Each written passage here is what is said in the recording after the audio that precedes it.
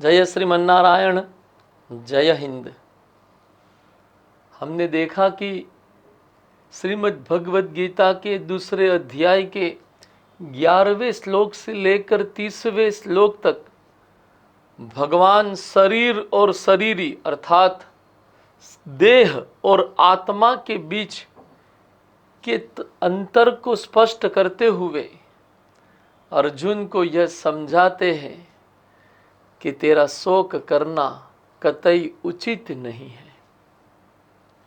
31वें से 38वें श्लोक में भगवान श्री कृष्ण अर्जुन को यह समझाने का प्रयास करते हैं कि तेरे लिए यदि कुछ कल्याण को सुनिश्चित करने वाली बात हो सकती है तो वह बात यही है कि तू युद्ध कर।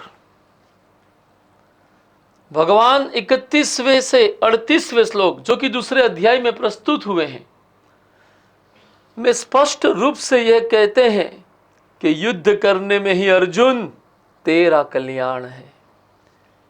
इस संबंध में 31वें श्लोक में भगवान जो विचार प्रस्तुत करते हैं वह कुछ इस प्रकार है।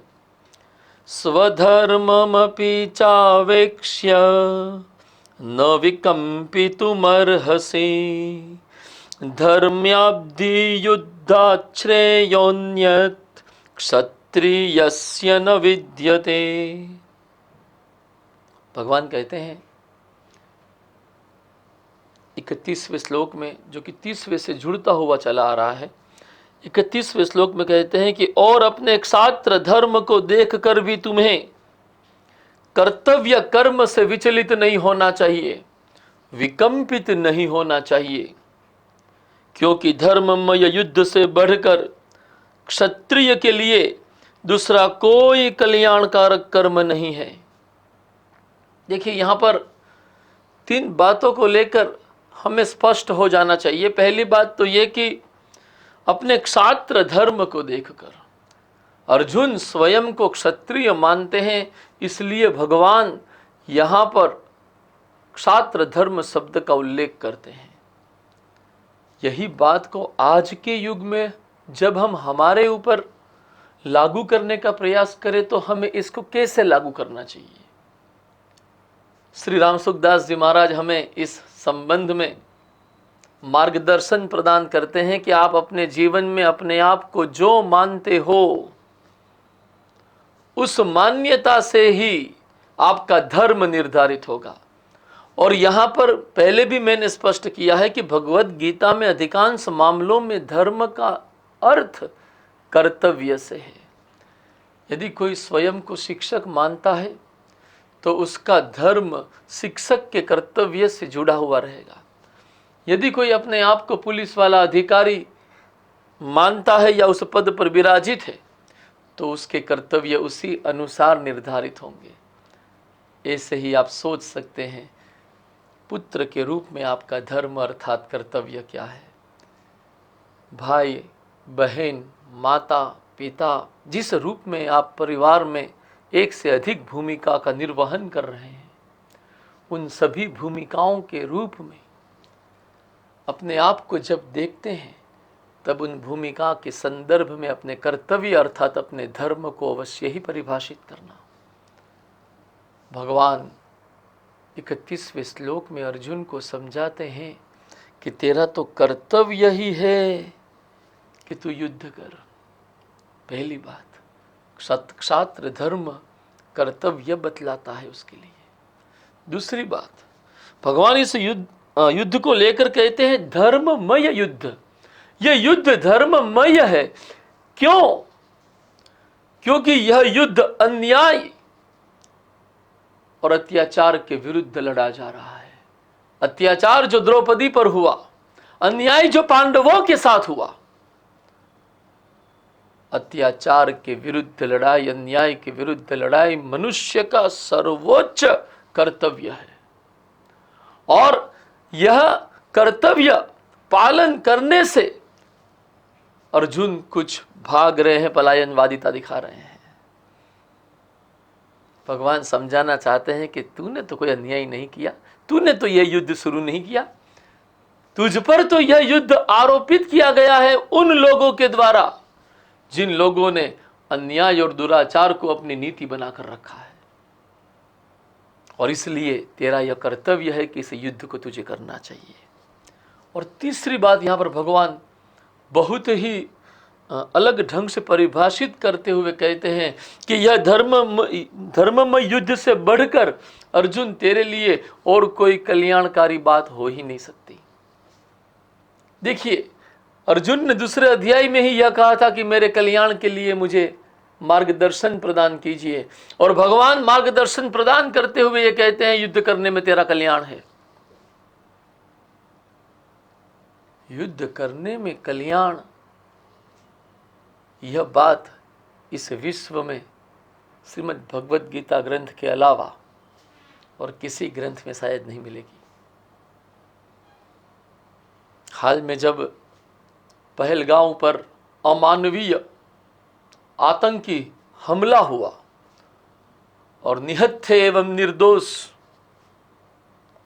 लोगों को मारा गया, उनके परिवार के सामने मारा गया, ये क्रूरता और अत्याचार की चरम सीमा थी। ऐसे अत्याचार और क्रूरता के विरुद्ध युद्ध करना ही कल्याण है। हमें गौरव होना चाहिए कि हमारी सेना ने ऑपरेशन सिंदूर के माध्यम से उन अत्याचारियों को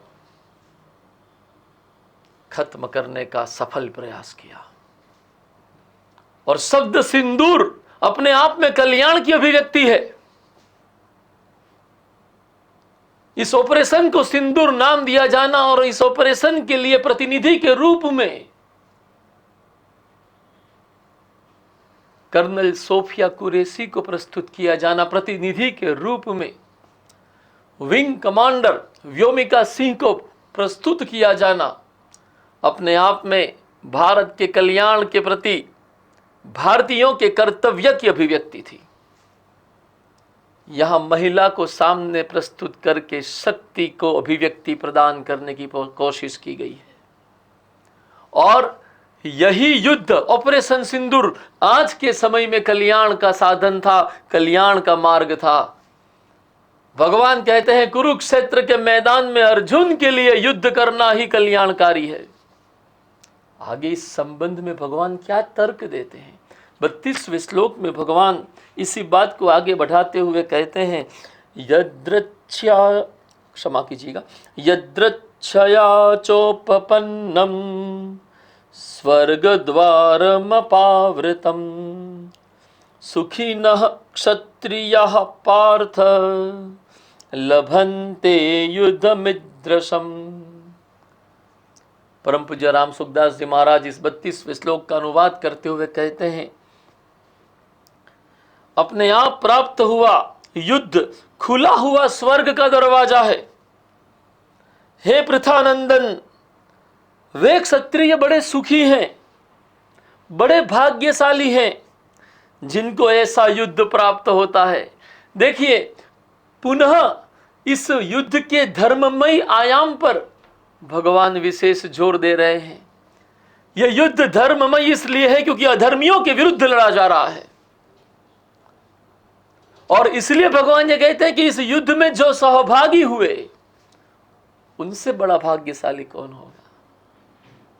मुझे याद आती है इस समय हमारे महान शहीद श्री भगत सिंह जी की,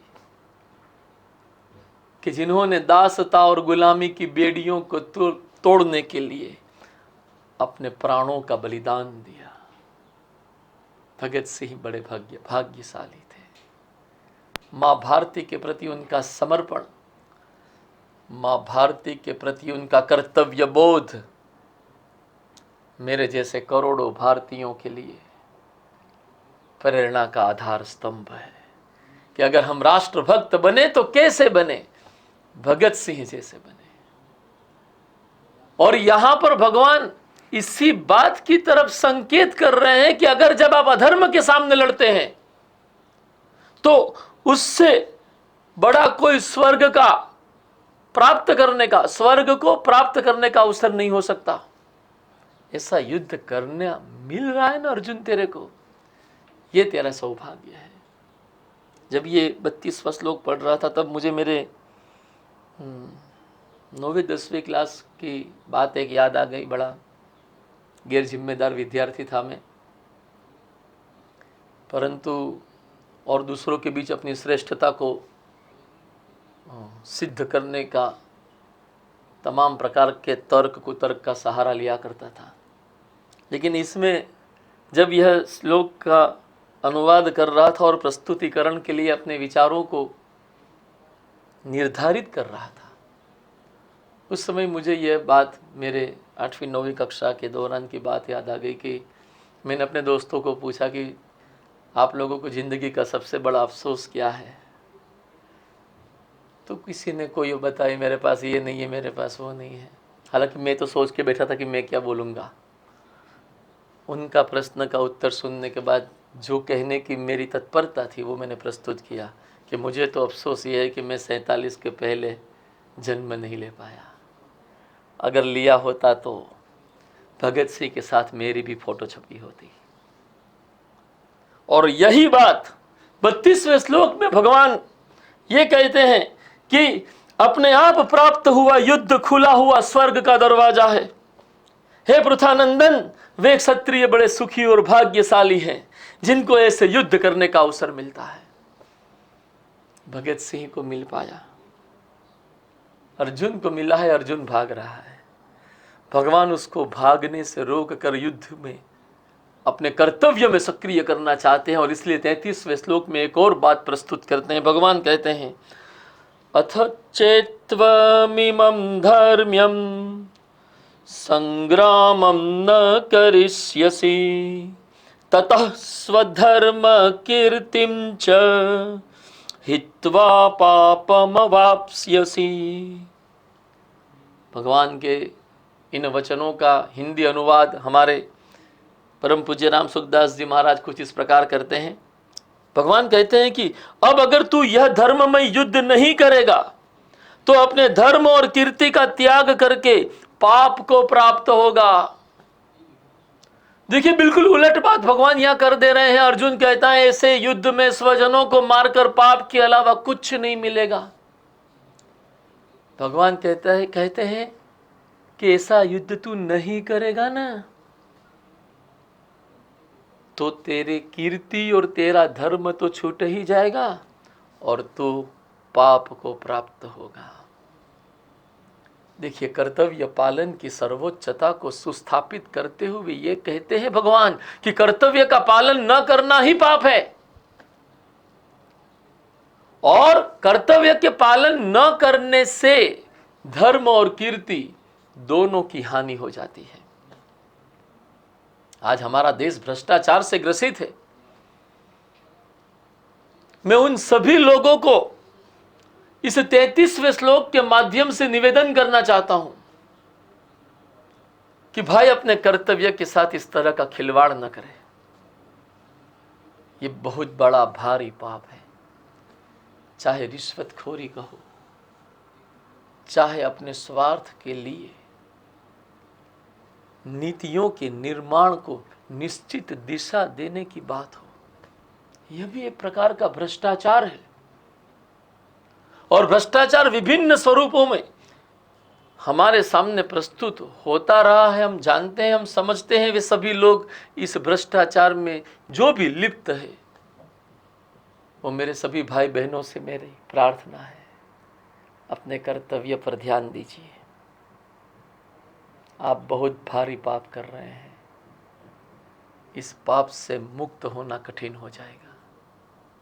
छोटे मोटे इंद्रिय सुख के लिए इतना बड़ा पाप बहुत घाटे का सौदा है, ना करें।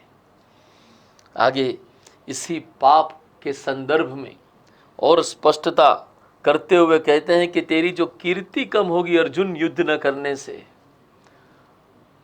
तुझे जो अपकीर्ति मिलेगी उसका तुझे अंदाजा ही नहीं है। कैसे अंदाजा नहीं है? भगवान स्पष्टता देते हैं 34वें श्लोक में। भगवान कहते हैं, अकीर्तिं चापि भूतानि कथयिष्यन्ति ते व्ययाम् संभावितस्य च कीर्तिर्मरणादतिरिच्यते। और सब प्राणी, अनुवाद कुछ इस प्रकार है इस श्लोक का, और सब प्राणी भी तेरी सदा रहने वाली अपकीर्ति का कथन अर्थात निंदा करते रहेंगे। ऐसी अपकीर्ति सम्मानित मनुष्य के लिए मृत्यु से भी बढ़कर दुखदाई है। अर्जुन कहते हैं मैं मौत को स्वीकार कर लूंगा लेकिन ये युद्ध नहीं करूंगा। भगवान कहते हैं इस युद्ध नहीं करने से तुझे जो अपकीर्ति मिलेगी ना, वो मृत्यु से भी भयानक दुखदाई होगी। मरना तो आसान है तेरे लिए, ये अपकीर्ति को सह पाना तेरे लिए संभव नहीं हो पाएगा। क्यों? क्योंकि यह अपकीर्ति केवल और केवल वर्तमान तक सीमित नहीं रहेगी, यह आने वाली पीढ़ियों तक फैलती चली जाएगी।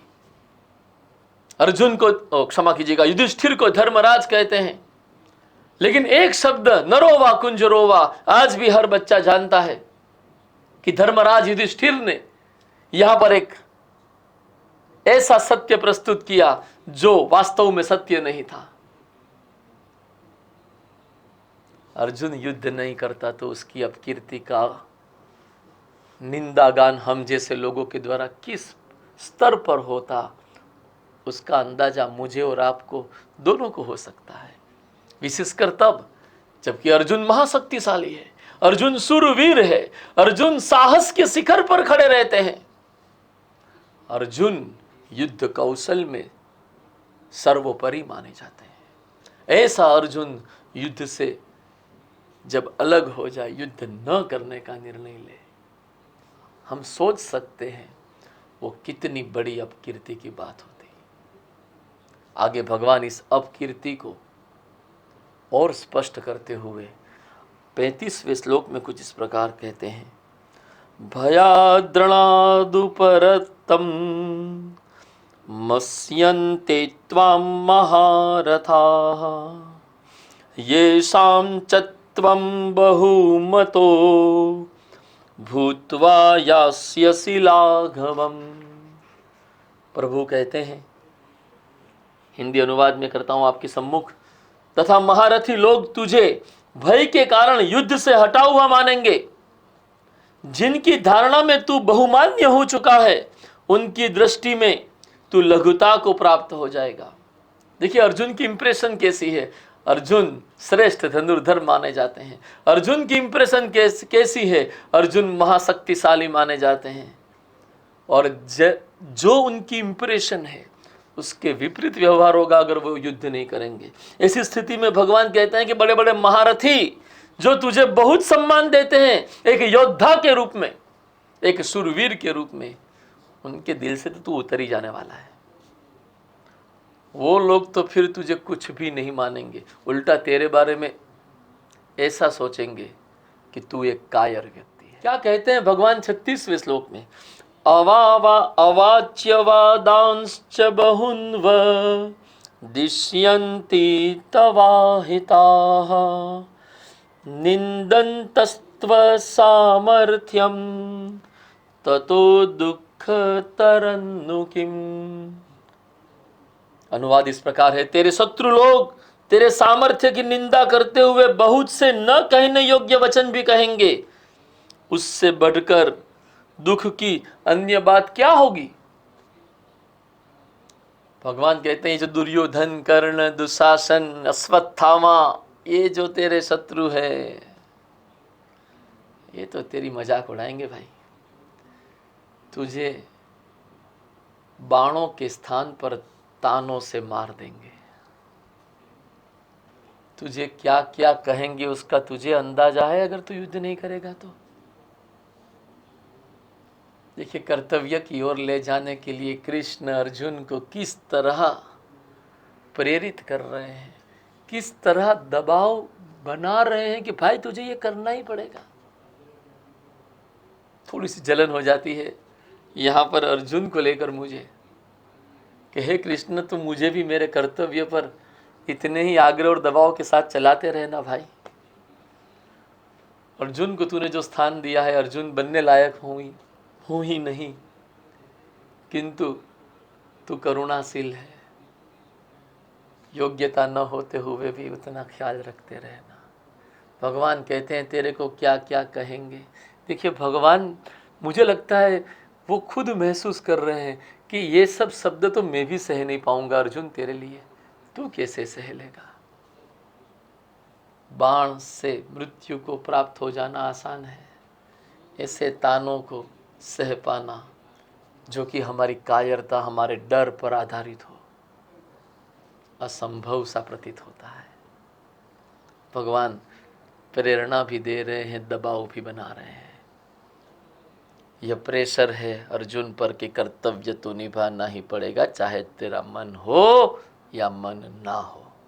आगे कहते हैं भगवान 37वें श्लोक में, हतो वा प्राप्स्यसि स्वर्गम जित्वा वा भोक्ष्यसे महिम तस्मादुत्तिष्ठ कौन्तेय युद्धाय कृतनिश्चयः। अनुवाद कुछ इस प्रकार है, अगर युद्ध में तू मारा जाएगा तो तुझे स्वर्ग की प्राप्ति होगी, और अगर युद्ध में तू जीत जाएगा तो पृथ्वी का राज्य भोगेगा। अतः हे कुंती नंदन, तू युद्ध के लिए निश्चय करके खड़ा हो जा। आदेश के स्तर पर आ गए हैं भगवान। देखिए पहले भी दूसरे अध्याय के प्रारंभ में, मुझे जैसा याद आ रहा है 11वें श्लोक में भगवान ने कह दिया था, क्षमा कीजिएगा, दूसरे तीसरे श्लोक में कह दिया था कि युद्ध कर ले। उसी बात पर पुनः आ गए कि युद्ध का निश्चय कर और खड़ा हो जा। अगर तू शहीद हो जाता है तो भी स्वर्ग मिलेगा, और अगर तू विजयी हो जाता है तो फिर तो पृथ्वी का पूरा राज्य मिलने वाला है। पृथ्वी का अधिपति बनने का अवसर है या फिर स्वर्ग का सदस्य बनने का अवसर है। कहीं पर कोई घाटा मुझे नहीं दिखाई दे रहा। अब यहां कंफ्यूज होने की आवश्यकता नहीं, अब तू निश्चय कर और खड़ा हो जा। देखिए शहीद होकर भगत ने स्वर्ग को प्राप्त कर लिया। भगत सिंह हमारे आज भी हमारे दिल में अमर है। क्यों? क्योंकि कर्तव्य की सर्वोच्चता के पथ पर चलकर, कर्तव्य को सर्वोच्चता प्रदान करने की नीति पर चलकर उन्होंने राष्ट्र के लिए अपने कर्तव्यों को सर्वोपरिता प्रदान कर दी। और यही बात भगवान कहते हैं कि अगर ऐसा भी हो जाता है, जैसे आगे पहले अर्जुन ने कहा था ना कि युद्ध का क्या परिणाम होगा नहीं जानता। अरे जो भी परिणाम हो तेरे लिए तो लाभमय है, तेरे तो हित में ही है, तेरे लिए तो कहीं कोई घाटा नहीं है। आगे भगवान 38वें श्लोक में ये जो नफा नुकसान, ये घाटा हानि लाभ, इस सबको लेकर एक और बात स्पष्ट करते हैं। बहुत महत्वपूर्ण बात है जो 38वें श्लोक में भगवान प्रस्तुत करते हैं। सुख दुखे समे कृत्वा लाभा लाभो जया जयो ततो युद्धाय युज्यस्व नैवं पापमवाप्स्यसि। जय और पराजय, लाभ और हानि, सुख और दुख को समान करके फिर युद्ध में लग जा। इस प्रकार युद्ध करने से तुझे पाप नहीं लगेगा। देखिए भगवान का कहने का आशय यह है कि सम बुद्धि सम दृष्टि से युद्ध कर, केवल कर्तव्य भाव से युद्ध कर। भगवान सांख्य योग से कर्म योग के साथ समत्व बोध को आगे बढ़ाने का प्रयास कर रहे हैं। भगवान अर्जुन को यह समझाने की कोशिश कर रहे हैं कि 11वें से 30वें श्लोक में जिस तरह के विवेक की बात की, जिस पंडित लोग के लक्षण, बुद्धि, समझ और विवेक की बात की, वही विवेक तेरे पास हो या न हो, किंतु ये लाभ हानि, जय पराजय, सुख दुख की भाव से मुक्त होकर अपने कर्तव्य में तल्लीन हो जा। अगर इस तरह के भाव के साथ, इस तरह की समबुद्धि के साथ तू युद्ध करेगा ना, तो तुझे पाप नहीं लगेगा। देखिए, ऑपरेशन सिंदूर में जिन लोगों ने सहभागिता करके शत्रुओं को मार गिराया, उनको पाप नहीं पुण्य मिला है। क्यों? क्योंकि पाप और पुण्य कर्म के द्वारा कम, और कर्म के पीछे का जो आशय है, इंटेंशन है, उद्देश्य है, उससे ज्यादा तय होता है। मर्डर करना गुनाह है, हत्या करना गुनाह है, लेकिन कोई किसी आतंकी घुसपैठिए को जब हमारा सैनिक मार देता है ना, तो हम उसको शांति काल का मेडल प्रदान करते हैं। कर्म तो वही है, किसी को उसके प्राणों से वंचित कर देना। लेकिन किसी घुसपैठिए को जब प्राणों से वंचित किया जाता है, तो उस सैनिक को विशिष्ट सम्मान प्रदान किया जाता है। भगवान कहते हैं, अगर तू समबुद्धि के माध्यम से काम करता है, युद्ध करता है, तो फिर तुझे पाप नहीं लगेगा। देखिए, यहां पर तीनों शब्दों को बड़ा समझने जैसा है कि भगवान कहते हैं, सुख दुख के समय कृत्वा लाभा लाभो जया जयो। जय और पराजय होता है ना, उसी से लाभ और हानि तय होती है। जहां विजय वहां लाभ, जहां पराजय वहां हानि। और ये जहां लाभ होता है ना, वहां सुख महसूस होता है, और जहां हानि हो जाती है वहां दुख महसूस होता है। तो जय पराजय से उत्पन्न होता है लाभ और हानि, लाभ और हानि से उत्पन्न होता है सुख और दुख। भगवान कहते हैं, इन सबसे पर हो जा, इन सबसे पर होकर युद्ध कर, तुझे कोई पाप नहीं लगेगा। देखिए, 38वें श्लोक तक आते आते हम लोग एक निष्कर्ष पर पहुंच सकते हैं कि अर्जुन कहता है कि युद्ध करने के स्थिति को लेकर मैं बहुत शोकमयी हूं। भगवान दूसरे अध्याय में उसको समझाते हैं कि शोक करने का तो कोई औचित्य ही नहीं है। अर्जुन कहते हैं कि युद्ध करने से बड़ा भारी पाप लगेगा। भगवान कहते हैं, समबुद्धि से कर्तव्य का पालन करते हुए युद्ध करता है तो कोई पाप नहीं लगेगा। अर्जुन कहते हैं, युद्ध करने से कल्याण नहीं होगा। भगवान कहते हैं, युद्ध करने में ही तेरा कल्याण है। यहां तक आते आते भगवान ने अर्जुन को यह स्पष्ट कर दिया कि तू चाहे या न चाहे, इस युद्ध को करना तेरा सर्वोपरि कर्तव्य है, पहली बात। और दूसरी बात, तुझे यह युद्ध करना पड़ेगा। भगवान का दुराग्रह है ऐसा तो नहीं कह रहा हूं, लेकिन भगवान का आदेश तो अवश्य यही है। पालन करना या न करना वो अर्जुन के विवेक पर है। आगे भगवान इस समबुद्धि समदृष्टि को व्याख्यायित करने का प्रारंभ करेंगे। 39वें श्लोक से हम देखेंगे। आज का यह व्याख्यान यहीं पर विराम की अवस्था तक ले जाते हैं। श्रीमद् भगवद गीता के गरिमा के विरुद्ध इस पूरी प्रक्रिया में मुझसे कुछ भी बोला गया हो, मैं क्षमा प्रार्थी हूँ। जय हिंद, जय श्रीमन नारायण।